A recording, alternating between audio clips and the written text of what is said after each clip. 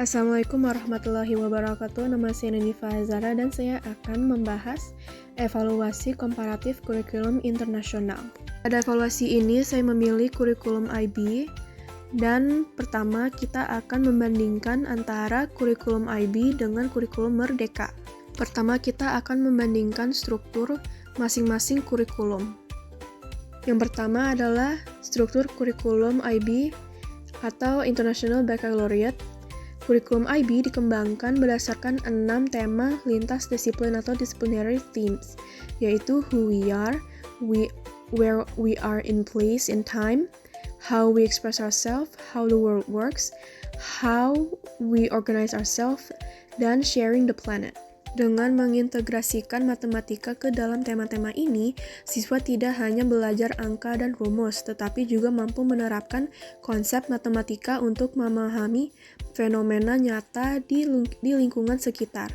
Kurikulum ini bertujuan membentuk siswa yang berpikir kritis, kreatif, reflektif, dan memiliki kesadaran global.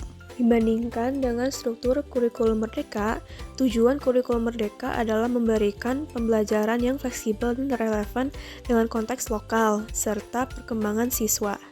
Fokusnya pada capaian pembelajaran atau CP dan proyek penguatan profil pelajar Pancasila atau P5 bertujuan agar siswa tidak hanya menguasai konsep matematika, tetapi juga mampu menerapkannya dalam kehidupan sehari-hari dan proyek nyata di lingkungannya. Kurikulum ini mendorong kreativitas, kemandirian, kolaborasi, dan nilai-nilai karakter sesuai profil pelajar Pancasila. Selanjutnya adalah perbandingan pendekatan pedagogis kurikulum IB dengan kurikulum Merdeka. Pada kurikulum IB menggunakan inquiry-based learning di mana siswa aktif bertanya, meneliti, dan menemukan jawaban sendiri, dan juga menggunakan pembelajaran berbasis eksplorasi, riset, dan pemecahan masalah. Guru berperan sebagai fasilitator yang memandu siswa menemukan konsep matematika melalui pengalaman nyata dan interdisiplinary. Penekanan ada pada berpikir kritis, kreatif, reflektif, dan pemahaman global.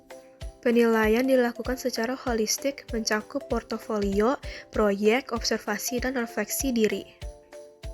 Sedangkan kurikulum Merdeka menggunakan student-centered learning dengan pendekatan berbasis proyek dan pengalaman nyata.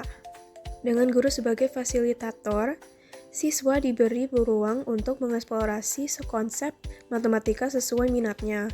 Pembelajaran menekankan kreativitas, kemandirian, dan penerapan langsung konsep dalam kehidupan sehari-hari.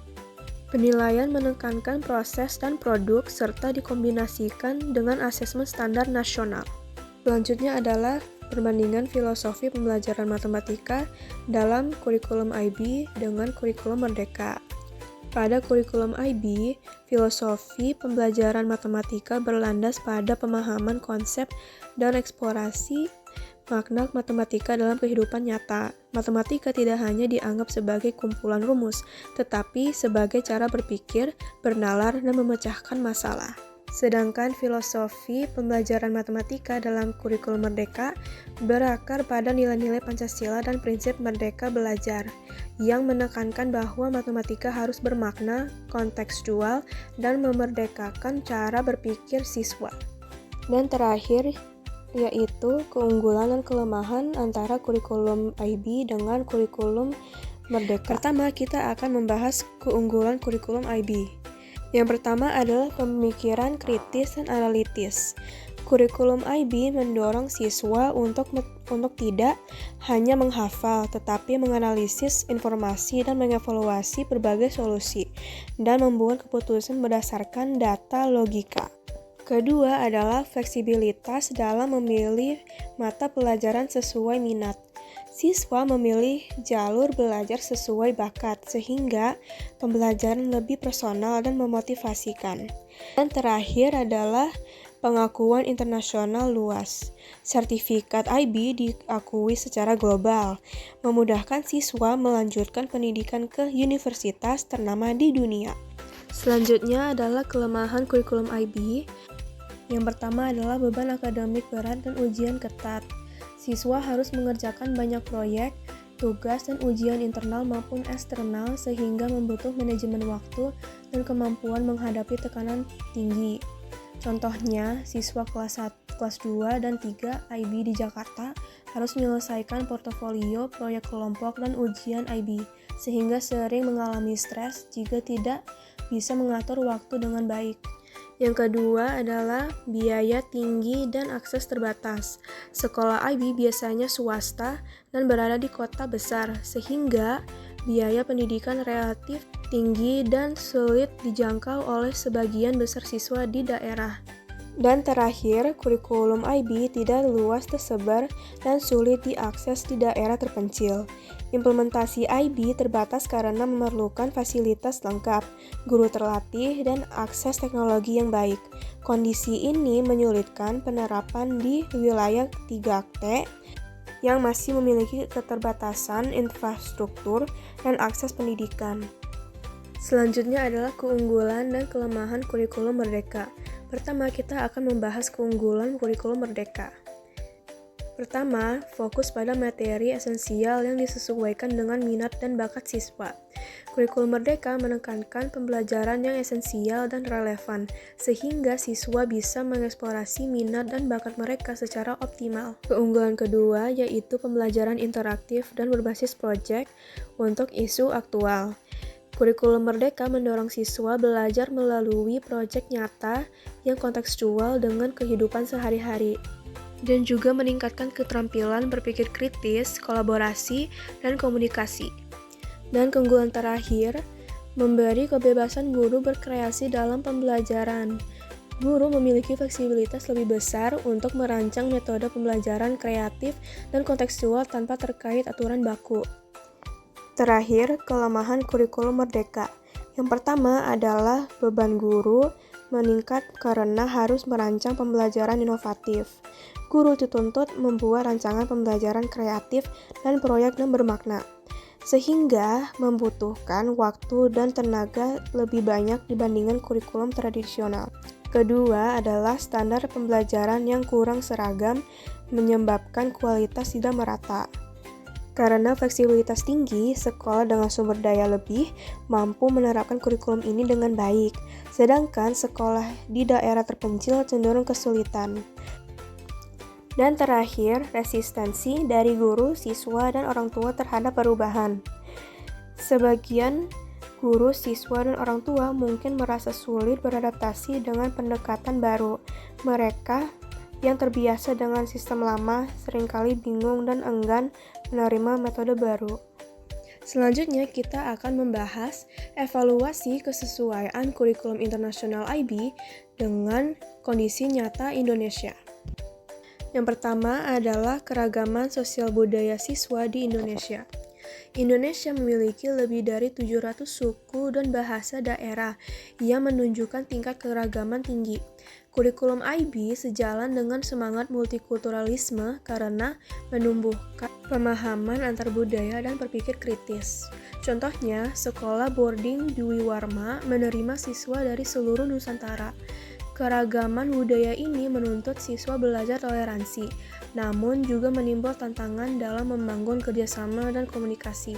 Upayanya, kurikulum IB harus bersifat inklusif dan adaptif terhadap budaya lokal. Materi dan metode pembelajaran perlu disesuaikan agar menghormati nilai, bahasa, dan adat istiadat siswa di berbagai daerah Indonesia. Pendekatan ini penting untuk memperkuatkan sikap toleransi dan merasa saling menghargai antar budaya. Kedua adalah keterbatasan infrastruktur teknologi di sekolah terpencil. Kurikulum IB menuntut penerapan pembelajaran berbasis inquiry atau inquiry learning dan kolaborasi digital yang memerlukan dukungan teknologi. Namun, di Indonesia masih terdapat kesenjangan besar antara sekolah di kota besar dan di kota 3T. Contohnya, di beberapa wilayah terpencil seperti Papua dan Nusa Tenggara Timur, pembelajaran masih dilakukan dengan papan tulis sederhana dan buku terbatas tanpa dukungan media digital. Upayanya, kurikulum IB berbasis teknologi dan research global perlu disesuaikan menjadi model hybrid untuk Indonesia. Sekolah di daerah 3T Bisa menggunakan modul cetak, interaktif, lembar kegiatan proyek, dan alat peraga lokal sebagai pengganti pembelajaran digital. Ketiga adalah kualifikasi dan kompetensi guru matematika saat ini. Guru menjadi kunci keberhasilan penerapan kurikulum IB yang menuntut kompetensi pedagogi tinggi, kemampuan berpikiran kritis, literasi teknologi, dan penguasaan bahasa Inggris. Namun, banyak guru matematika, terutama di daerah terpencil, belum tersertifikasi atau belum mendapatkan pelatihan intensif tentang metode pembelajaran inquiry dan interdisciplinary. Contoh, guru IB di sekolah internasional seperti Sempurna Academy rutin mengikuti pelatihan global, sementara guru di sekolah negeri daerah umumnya belum mendapatkan akses pelatihan sejenis.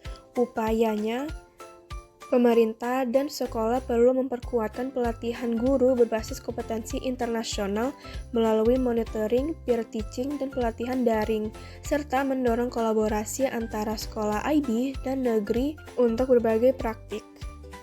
Dan terakhir, sistem penilaian dan standar nasional yang berlaku. Indonesia menggunakan Standar Nasional Pendidikan yang mencakup penilaian aspek sikap, pengetahuan, dan keterampilan secara berkelanjutan. Penilaian dilakukan melalui observasi guru, ujian, tugas, serta penilaian oleh pemerintah, seperti ujian nasional.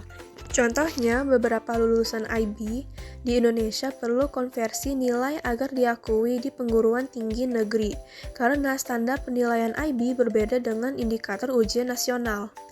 Upaya yang dapat dilakukan adalah implementasi kurikulum IB perlu disesuaikan dengan Standar Nasional Pendidikan Indonesia agar hasil pembelajaran yang diperoleh siswa diakui secara resmi oleh pemerintah. Sinkronisasi sistem penilaian IB dengan kebijakan nasional sangat penting untuk memastikan lulusan IB diterima secara luas di perguruan tinggi dalam negeri. Terakhir, kita akan membahas rekomendasi strategi implementasi elemen kurikulum IB PYP di Indonesia. Elemen yang saya pilih untuk diadopsi ke sekolah Indonesia adalah implementasi 6 tema transdisciplinary atau transdisciplinary themes dari Primary Years Program atau PYP untuk menciptakan pembelajaran yang terintegrasi dan relevan dengan kehidupan nyata siswa. Tujuan implementasi untuk menciptakan pembelajaran matematika yang terintegrasi kontekstual dan relevan dengan kehidupan nyata siswa. Dengan implementasi ini, siswa tidak hanya memahami konsep matematika, tetapi juga menghubungkannya dengan isu lokal, global, budaya, dan lingkungan. Selanjutnya adalah timeline implementasi strategi. Pada bulan pertama, fokus kegiatan adalah persiapan dan pelatihan guru. Guru-guru akan mempelajari konsep 6 tema transdisciplinary dan PYP serta berlatih merancang unit pembelajaran lintas mata pelajaran. Tahap ini penting agar guru memahami cara menghubungkan matematika dengan konteks kehidupan nyata. Pada bulan kedua, guru mulai menyusun modul tematik dengan tema How the World Works. Pada tahap ini, siswa diajak memahami hubungan antara konsep matematika dengan fenomena alam. Misalnya menghitung kecepatan, mengamati pola cuaca, atau menganalisis energi dalam kehidupan sehari-hari. Tema ini membantu siswa memahami bagaimana dunia bekerja melalui eksplorasi ilmiah dan penerapan konsep numerik. Kemudian di bulan ketiga dilakukan pilot project. Di kelas percontohan, siswa belajar melalui proyek lintas mata pelajaran dan melakukan refleksi terhadap pengalaman belajarnya. Setelah itu, di bulan keempat, dilakukan evaluasi dan revisi modul. Guru dan siswa memberikan umpan balik agar pembelajaran menjadi lebih efektif dan sesuai kebutuhan. Terakhir, pada bulan kelima, modul yang sudah diperbaiki diimplementasikan secara lebih luas di beberapa kelas dengan pertandingan dan monitoring dari tim sekolah atau dinas pendidikan. Dengan timeline ini diharapkan proses penerapan 6 tema transdisciplinary PYP dapat berjalan bertahap, terukur, dan memberikan dampak nyata pada pembelajaran matematika di sekolah. Untuk memastikan efektivitas strategi, ada beberapa mekanisme evaluasi. Pertama, observasi guru digunakan untuk menilai keterlibatan siswa, kemampuan bekerja sama, serta cara berpikir kritis mereka. Kedua, portofolio siswa mengumpulkan seluruh hasil kerja dari berbagai mata pelajaran dalam satu tema, sehingga guru dapat menilai proses dan produk pembelajaran.